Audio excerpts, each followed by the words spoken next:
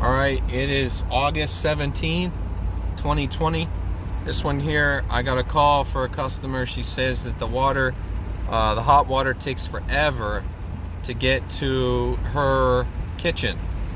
So she had another plumber recommend a recirc pump, and I agreed with that. I think that's probably the best avenue of approach, but we're just gonna go take a look here real quick, see what I need as far as parts go, and then we'll probably return tomorrow, the next day, or whatever works for her, and make the installation.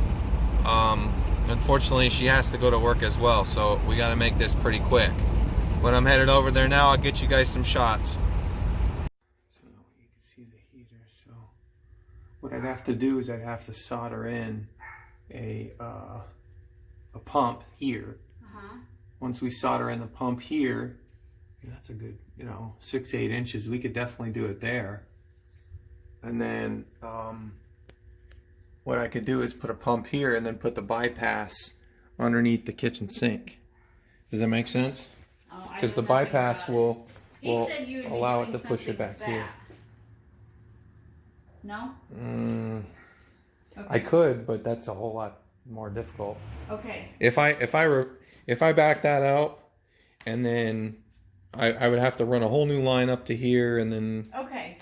Well, what's the life expectancy of these things? Because I don't want to do any of this if this is going to tank on me. 8 to 10 years, typically.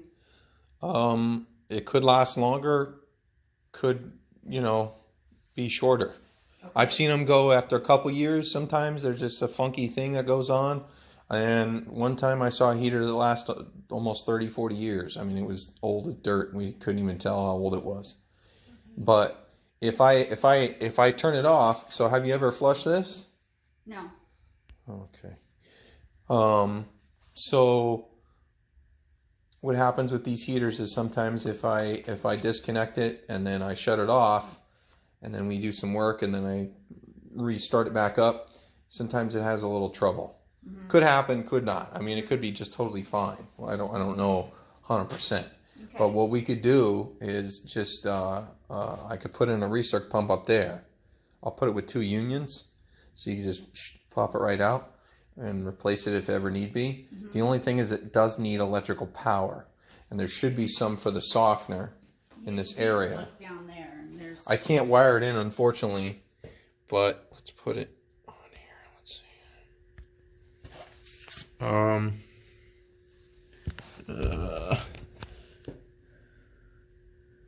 can't tell where this sucker's going. The camera can see better than I can. Oh, here it is. Perfect.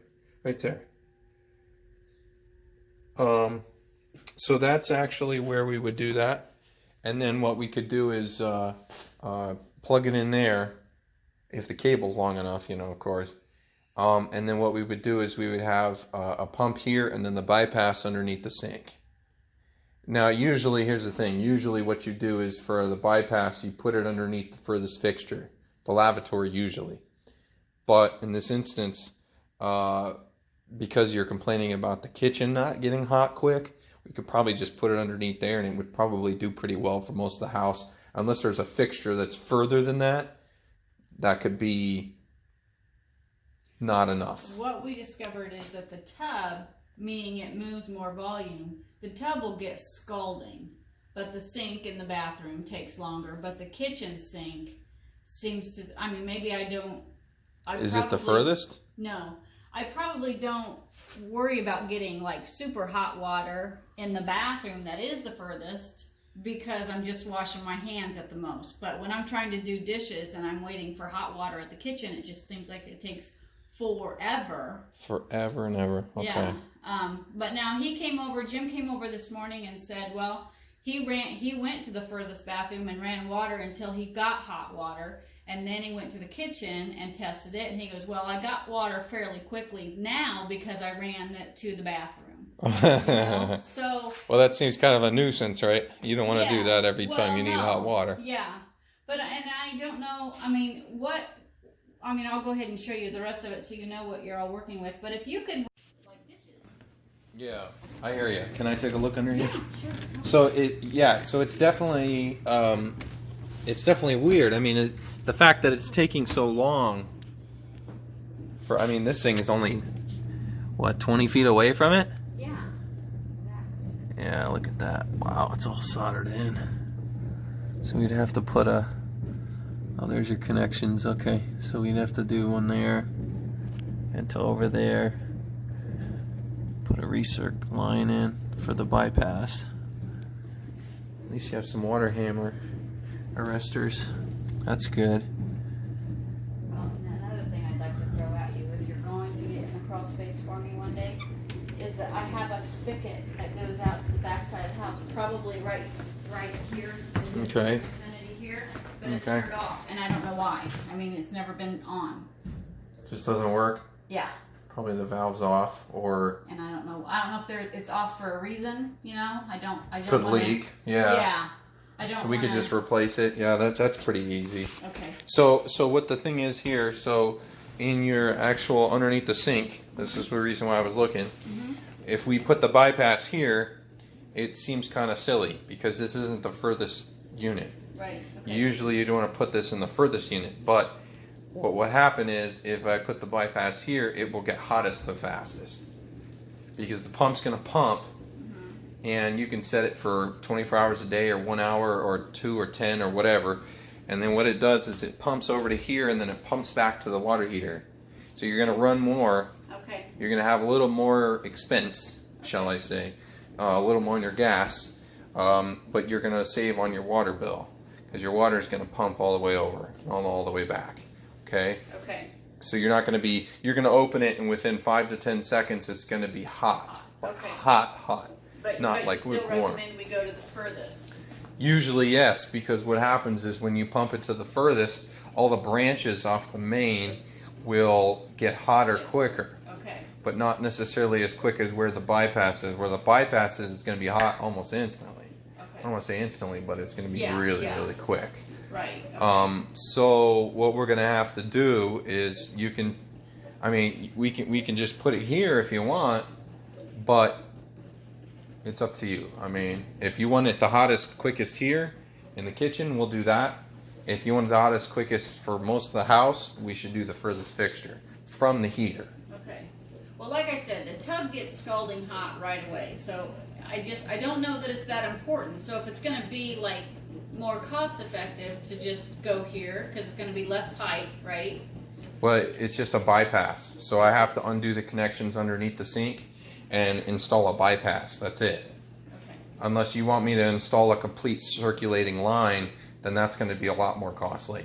I would rather just do a bypass and a recirc pump. That's going to be a whole lot cheaper for you. Okay. But if I install a designated line the whole way, oh yeah, that's at least a day job.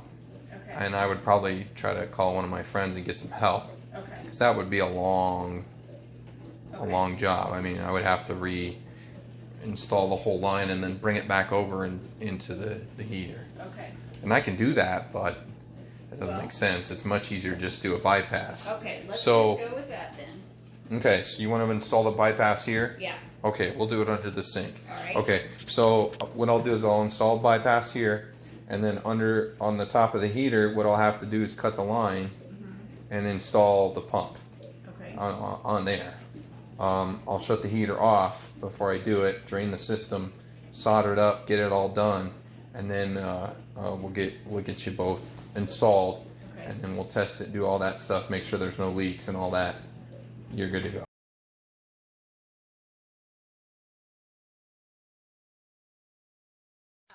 Never ends. So I'm pretty sure we can just get you a new handle. Worst case scenario, I can crawl into the crawl space there and just reattach it. You know what I mean? Yeah. Piece of cake. Okay. So that's not too big a deal. It just, you can see it. It just, the handle's totally snapped. And so Interesting. I don't think super glue will help you on that one. Okay. Probably not a good just- plan there. So We'll just replace Okay. it then. Okay. So yeah. when would you be able to get back and? All right. It is August 20th, 2020. I am headed back to the customer who would like me to install a recirc pump. And so I think I'm gonna do it with PEX just for ease of installation, because these pumps aren't cheap, man. They are pricey. But we're gonna just PEX it in right above the water heater on the hot side, and then what I'll do is I'll put the bypass underneath the kitchen sink like she wanted, and we should be good to go. Hopefully I can do it pretty quick, because try to save her some money. But here we go, we're gonna go get you some shots. Alright, so here we go. Cut this little section out, as you can see here, over here maybe. And so now we're just gonna repipe it back together and get the pump in for. Alright, so we got the pump in here. Use some PEX A from Ferguson. Got the pump in. Service unions. And gonna plug it in right over here. And then I gave them a timer too, so they can use that if they want. Alright, got the bypass in. Hot's on the left, cold's on the right. Ready to rock and roll. We're gonna go check for leaks. Alright, got the water back on. Checking for leaks. No leaks. No leaks. No leaks. No leaks. A little bit of fritz on there. A little bit of dope. Goes a long way. No leaks. Let's go check inside. Okay, no leaks. No leaks here. On the back. On the back. No leaks. No leaks. Alright, we're gonna run some water here. Make sure. Alright. This was the broken outside handle here. We're gonna give it a test. See if it works. Yeah, she's a little tight.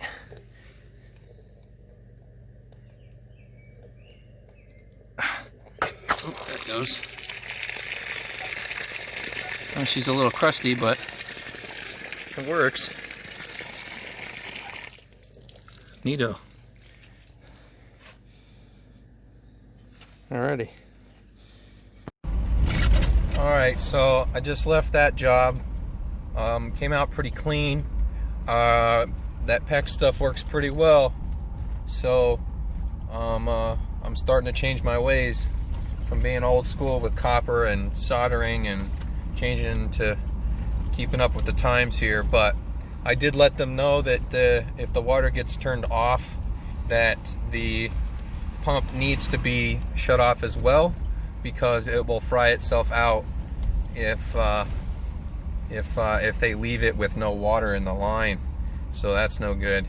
And then I also did let them know that we should put the bypass in the furthest fixture, but he said he doesn't use the back bathroom, and that the bathroom that he uses works fine because it's pretty close to the water heater.